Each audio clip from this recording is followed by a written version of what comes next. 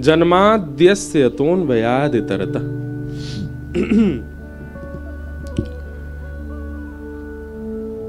अनेक अर्थ हैं इस श्लोक के, पर जन्म लेते ही जो परमात्मा, एक कृष्ण परख अर्थ है, जन्म लेते ही जो परमात्मा जिन माँ के यहाँ जन्म लिया, पिता के यहाँ जन्म लिया, उन्हें छोड़ अन्वयाद इतरतः दूसरी मैया के पास चले गए। दूसरी मैया कौन? यशोदा मैया। और वहां जाके क्या किया? बोले चार्थे स्वविज्ञ स्वराट, अविज्ञ हैं, अनविज्ञ नहीं है, सब जानते हैं। कितने रूप बदल करके राक्षस आए, पर सबको पहचान गए श्री ठाकुर जी। तेने ब्रह्म हृदय आदि कवये, आदि कवि ब्रह्मा को भी जिन्होंने अपनी लीला के द्वारा ग्वाल बालों का हरण किया था ना ब्रह्मा ने, उनको ठाकुर जी ने अपनी लीला के द्वारा अपने रूप और अपने ऐश्वर्य का भाव समझाया। मुह्यन्ति यत् सूरय, इंद्र आदि देवताओं को भी गिरिराज आदि धारण करके अपनी लीला पर मोहित किया। तेजो वारि मृदाम यथा विनिमयो, पृथ्वी जल अग्नि वायु आकाश, पंच तत्वों को जिन्होंने अपनी कृष्ण लीला के द्वारा पवित्र किया। हम एक बात कथा में कहा करते हैं कि श्री कृष्ण पर्यावरण मित्र हैं। यदि किसी के चित्त में पर्यावरण संरक्षण की भावना है तो वह भी समझ ले कि कृष्ण उसको उससे भी प्राप्त हो सकते हैं। जिस प्रकार नित्य तिलक लगाना, नित्य कंठी पहनना, नित्य नाम जप करना, एकादशी व्रत करना, तुलसी निष्ठा रखना, ये सारी निष्ठाएं हैं वैष्णवों की। ऐसे पर्यावरण संरक्षण निष्ठा अगर कोई धारण कर ले तो ठाकुर जी उसको उससे भी प्राप्त हो सकते हैं।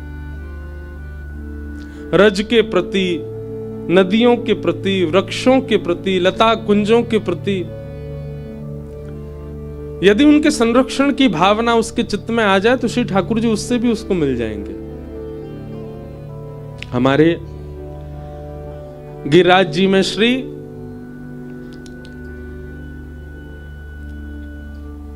गया प्रसाद महाराज जी, पंडित जी महाराज, रज की सेवा में पूरा जीवन व्यतीत किया उन्होंने।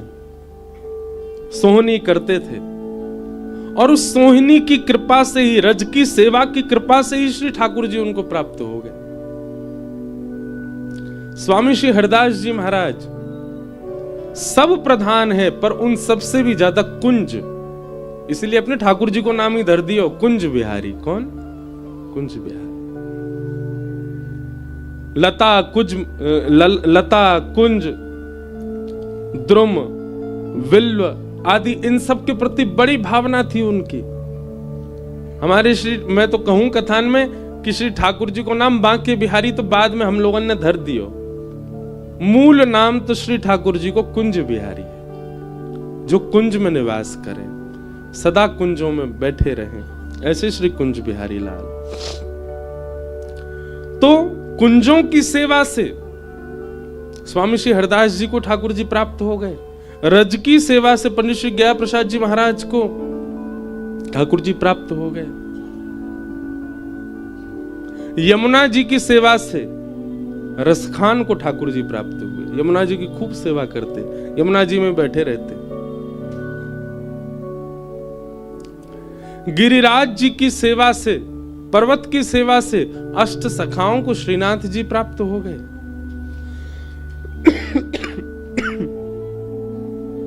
और केवल इन लोगों को ही प्राप्त नहीं हुए, इन्होंने कुंज निकुंज नदी पर्वत आदि आदि पर्यावरण से प्रेम किया, इनको ठाकुर जी प्राप्त हुए और इन लोगों के आश्रय से हमको प्राप्त हो गए।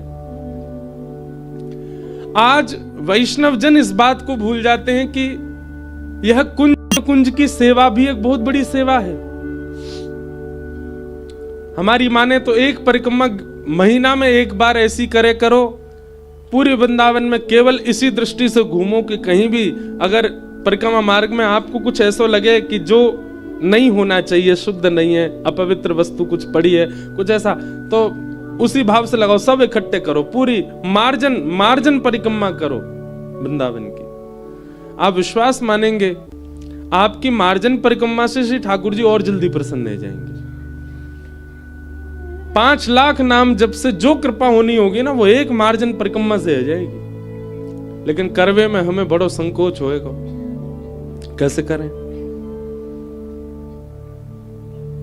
हमारी तो भावना यही, अभी कथा में आने से पहले वृंदावन के सब पद देखता हूं, सब पदों में एक ही बात है, कुंज निकुंजों के भाव, कुंजों की सेवा, निकुंजों में ठाकुर जी ऐसे करते। आज कुंज निकुंज रज भी नहीं बची वृंदावन में, रज भी खत्म होती जा रही है।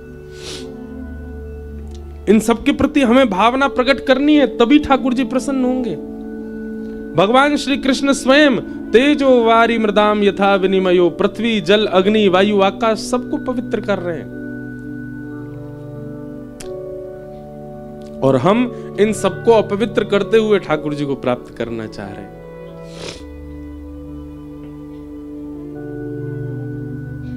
वृंदावन, जिस भूमि में आप इतना आना चाहते हैं, उसका नाम ही वन है, पर वह भी वन नहीं बचा। अब हमें चिंता करनी चाहिए इस बात की।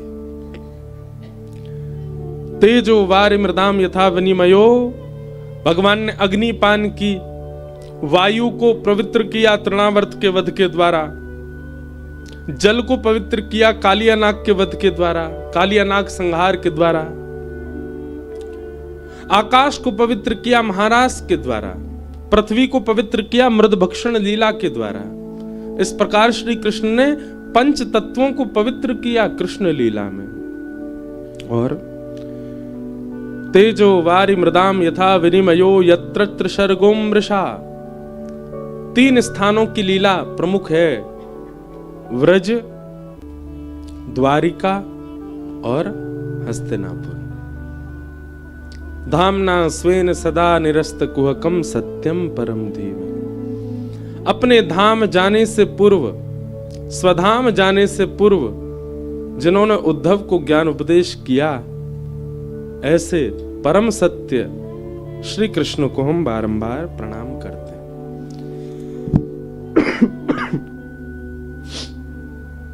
सत्यम परम धीमहि।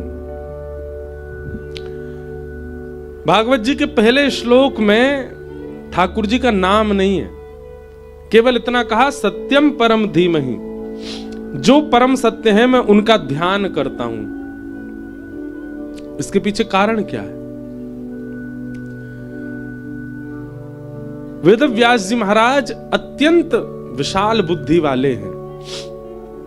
उन्होंने विचार किया कि अगर मैं किसी एक देव का पक्ष लेकर के कुछ लिखूंगा तो कहीं अन्य देवों के मन में प्रतिस्पर्धा ना आ जाए।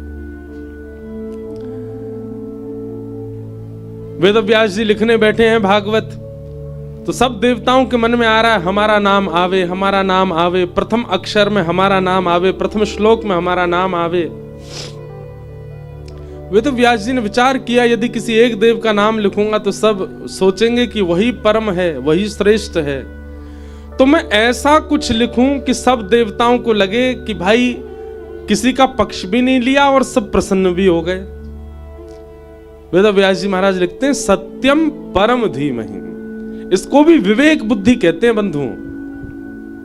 हमारे किसी कृत्य से एक प्रसन्न हुआ लेकिन अनेक रुष्ट हुए, उसको विवेक युक्त क्रिया नहीं कहते। अनेक प्रसन्न हो गए, एकाद रुष्ट हो गए, फिर भी ठीक है, लेकिन वह भी पूर्ण विवेक नहीं है। लेकिन सब प्रसन्न भी नहीं हुए और सब सम भी हो गए, सबके मन को लगा ठीक है, चलो अच्छा है, ऐसी क्रिया को विवेक कहते हैं। वेद व्यास जी महाराज जब श्लोक लिख रहे थे भागवत जी का पहला, 33 कोटि देवता देख रहे हैं किसका नाम लिखा जाएगा पहली बार, पहले श्लोक में। वेद व्यास जी ने मन में विचार किया एक का नाम लिखूंगा तो बड़ी बवाल होगा, ऐसा कुछ लिखूं कि सबको समता लगे चित्त में। तो लिखते लिखते वो कहते हैं जो जन्म आदि से परे है, जिसके आगे सब देवता मोहित रहते हैं, ब्रह्मा आदि देवता भी जिसकी लीला पर मोहित रहते हैं, पृथ्वी जल अग्नि वायु आकाश से जो परे है, बल्कि इनका निर्माण जो करता है, ऐसा जो भी परम सत्य तत्व है मैं उसको प्रणाम करता हूं। हूं, मैं उसका ध्यान करता हूं, नाम नहीं लिखा। सीधी बात है, अंकित ठाकुर जी को कर रहे हैं, पर फिर भी कहीं देवताओं के मन में कोई भाव ना आ जाए, इसलिए सत्यम परम धीमहि। एक भाव तो ऐसा है, दूसरा भाव ऐसा है कि मानो श्री वेदव्यास जी महाराज सत्यम परम धीमहि कह करके हमें ये बात अंकित करना चाहते हैं कि सब सत्य हैं, पर श्री कृष्ण परम सत्य हैं, वो विशेष सत्य हैं। कहां तक है, हम आप सब लोग भी अपने आप को कभी कभी सत्य मान लेते हैं। हमें लगता है कि मैं भी सत्य हूं, आप भी सत्य हो, पर हम त्रिकाला बाधित हैं। तीनों काल का वाद्य होते हैं हम, लेकिन ठाकुर जी काल से बाधित नहीं है। जब ये कोई नहीं था तब भी वो थे, जब सब हैं तब भी वो हैं, जब कोई नहीं रहेगा तब भी वो रहेंगे, इसलिए वो परम सत्य है। और 3 बार सत्य की वंदना भागवत में हुई, प्रारंभ में, मध्य में और विश्राम में। प्रारंभ में भी कहा सत्यम परम धीमहि, विश्राम में भी कहा सत्यम परम धीमहि, और मध्य में तो 9 बार सत्य कहा। सत्यव्रतम सत्यम त्रिसत्यम सत्यस्य योनिम निहतम च सत्ये, सत्यस्य सत्य मृत सत्य नेत्रम सत्यात्मकम त्वाम शरणम प्रपन्ना।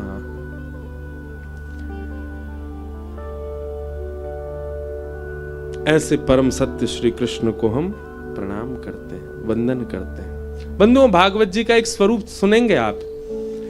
ये पहले आपको परब्रह्म से परिचय करवाएंगी। पहले के 3 दिन की कथा कैसी होगी, ये परब्रह्म कौन है उनका परिचय दिलाएंगी आपको, और फिर वही परब्रह्म हमारे कैसे हो सकते हैं, चौथे दिन से वैसी कथा होती है। वही परब्रह्म हमारे लाला कैसे बनेंगे, हमारे मित्र कैसे बनेंगे, हमारे सखा कैसे बनेंगे, हमारे प्रियतम कैसे बनेंगे, वो चौथे दिन से प्रारंभ हो जाता है। ऐसी भागवत की लीला। अगर हम परब्रह्म उनको नहीं मानेंगे तो कहीं ना कहीं हमसे अपराध बनेगा, इसलिए पहले परब्रह्म जानो और फिर वही परब्रह्म छछिया भरी छाछ पे नाच नचायो कैसे बन जाते हैं, उसके प्रति आगे बढ़ाती। भागवत जी के पहले श्लोक में सत्यम परम धीमहि, ऐसे परम सत्य श्री कृष्ण का हम ध्यान करते हैं। भागवत जी के दूसरे श्लोक में विषय, अधिकारी, संबंध और प्रयोजन 4 बातें बताई। बहुत ध्यान से सुनो। सबसे पहली बात, भागवत का विषय क्या है,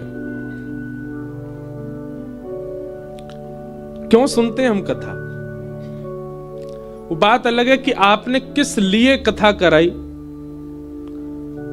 क्या कारण था, वो एक अलग विषय है आपका। पर मूलतः भागवत जी का उद्देश्य क्या है, विषय क्या है। धर्म प्रौजित के तवोत्र परम। एक बात हम बहुत स्पष्ट करना चाहते हैं सब लोगों के लिए।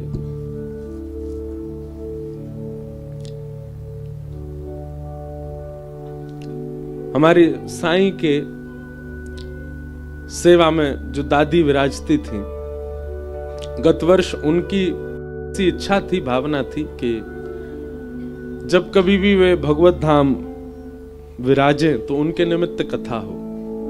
और जब हमारे छोटू साईं, सोनू साईं की आज्ञा हुई कि महाराज जी आपको सुनानी है, तो ये आंगन मैंने कही ना, यहाँ के लिए तो हम चाहे कैसे भी करके आते ही हैं।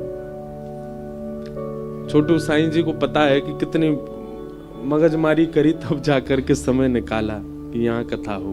आगे पीछे करी कई डेट, उनकी इच्छा से कथा हो रही है। पर हम एक बात बहुत स्पष्ट करना चाहते हैं कि कथा कराने के बाद ही पितृ शांति होती है, ऐसी बात नहीं है। कथा कराने की इच्छा जब प्रारंभ हो जाए चित्त में, एक परिवार सोच करके मन में ये भावना रखने लगे कि अब हमें कथा करानी है। सब लोग इधर देखो, मन में इच्छा प्रकट हो जाए कि हमें कथा करानी है, उसी समय समझ लीजिए कि पितृ मुक्त हो गए हैं, तभी इच्छा प्रकट हो रही है। कथा कराने के बाद वो धुंधुकारी का विषय अलग है, तो महाप्रेत बन चुका है। परंतु वास्तव में यह है कि हमारी कथा सुनने की इच्छा प्रकट हो रही है, कथा में बैठने की इच्छा प्रकट हो रही है, कथा कराने की इच्छा प्रकट हो रही है, कथा में जाने की इच्छा प्रकट हो रही है, सप्ताह क्रम से कथा सुनने की इच्छा ये तभी प्रकट हो सकती है जब हमारे पितृ मुक्त हों। कहीं ना कहीं जिनमें दोष विद्यमान है, अब वो तो पितृ दोष कैसे कैसे होंगे पता नहीं, पर यह भी एक पितृ दोष है ये कि आपका कथा में जाने का मन ही नहीं कर रहा, आपकी कथा सुनने की इच्छा ही नहीं होती, सत्संग श्रवण की इच्छा मन में प्रकट नहीं होती। ये कोई पितृ दोष से कम है? कौन रोक रहा है आपको कथा में जाने से? तो सद्यो हृदय वरुध्यते त्रिकृत भी शुश्रूषभिस्तत्क्षणात्, सुनने के बाद क्या होगा वो तो बहुत आगे की बात है। सुनने की इच्छा मात्र से हरिश्चित्तम समाचरित, कृष्ण चित्त में प्रकट हो जाते। तो ऐसी कथा जिनके प्रारंभ होते ही मन में भाव आया कि हमें कथा कराने, उसी समय पितृ मुक्त हो जाते हैं। मुक्त हो गए इसीलिए आ रही है भावना।